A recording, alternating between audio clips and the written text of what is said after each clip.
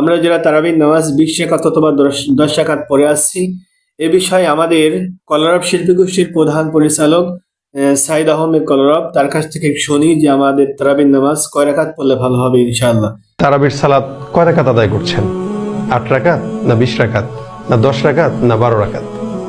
আমরা সবাই তারাবির নামাজ অবশ্যই 20 রাকাত আদায় করব। এবং অনেকের হয়তো 20 রাকাত পড়তে কষ্ট হয়, যে অনেক দীর্ঘ সময় দাঁড়িয়ে থাকতে হয়, যার কারণে যে মসজিদে যত বেশি দ্রুত পড়া হয় আমরা ওই মসজিদে ছুটি না। আপনি তার তেইলের সাথে সুন্দর করে খুশু খুজুর সাথে 20 রাকাতই পড়ুন। যদি সম্ভব হয় সূরা তারাবি পড়ুন, সমস্যা নেই, এরপরও আপনি 20 রাকাত পড়ুন। তারাবিতে কোনো প্রকার অবহেলা চলবে না, এটি একটি সুন্নাহ এবং রমজানকে কেন্দ্র করেই তারাবির নামাজ। অন্য সময় কিন্তু অন্য রোজা রাখার কারণে কিন্তু তারাবি পড়তে হয় না, কিন্তু রমজানে ফরজ নামাজের জন্য, ফরজ রোজার জন্য এই তারাবিটা সুন্নাহ। সুতরাং তারাবিতে আলাদা একটি শান্তি প্রশান্তি আল্লাহ পাক রব্বুল আলামিন মুমিনের অন্তরে দান করেন।